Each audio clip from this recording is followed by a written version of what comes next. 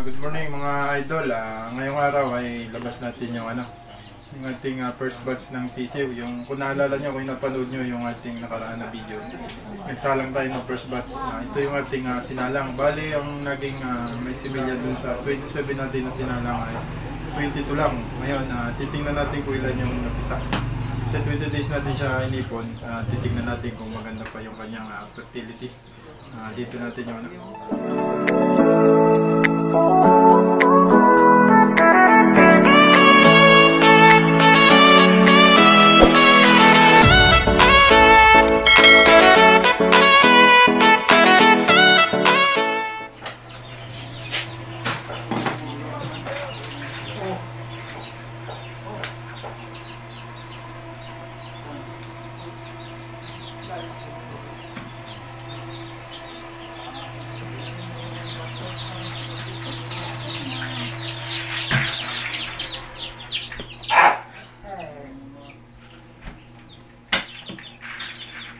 sa bangko. Yun, bali mga idol, ito na yung natin. Ating mamarkingan. Ang napisa ay bali doon sa 22, tatlo lang hindi napisa. Bali 19 yung napisa. Tapos nag-prepare na rin tayo dito ng mga idol na ng treatment pro para sa kanilang dehydration.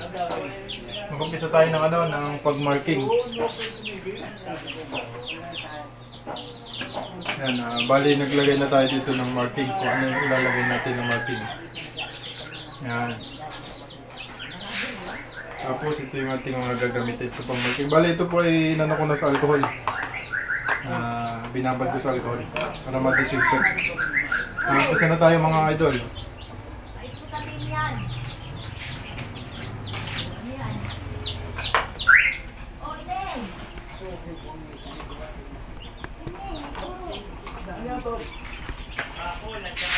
Cut mo muna view. Yan mga idol, umpisa tayo ng pag-marking. Bali ang hindi napisa ito yung tatlo. Bali yung ating isang possum hindi napisa. Yung isang PSG, yung ating pulse spark. Tapos yung isang white kelso or yellow legged dutch. Umpisa tayo ng pag-marking mga idol. Dito muna tayo sa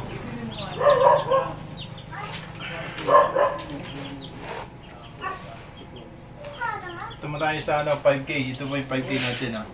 First batch lang po ito. Meron pang una.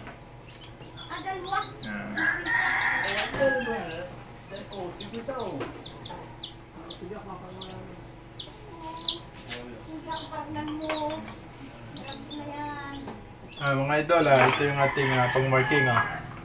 Ang marking nito ay double nose.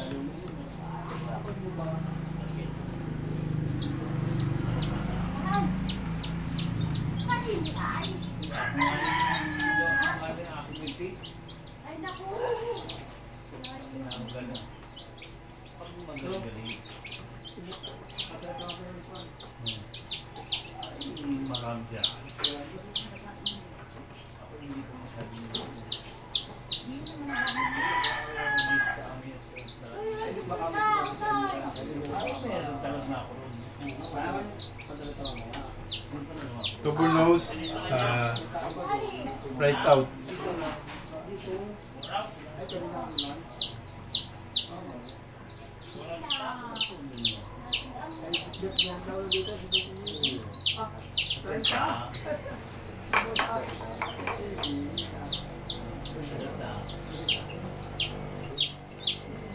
Mga idol, yan po ay bit-bit na nila hanggang pagtanda nila.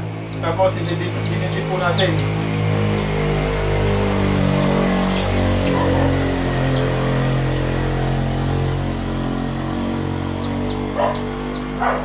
Dalawang tip para sa kanilang dehydration.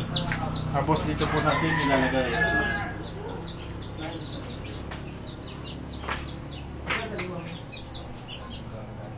Sa 5K pa rin po tayo mag-marking.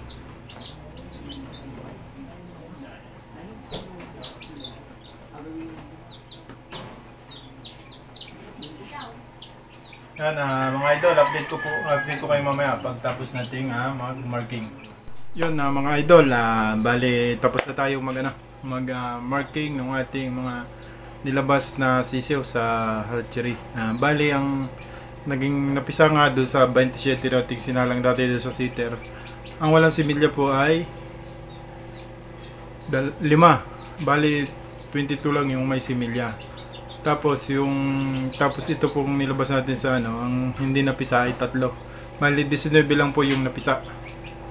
Yun ay sa 20 days natin na pag-iipon ng itlog at nilagay natin doon sa ref, doon sa baba po ng ref. Tapos tinama lang natin yung temperatura. Yun, mga idol, papakita ko sa inyo yung ating mga minarkingan na sisiw.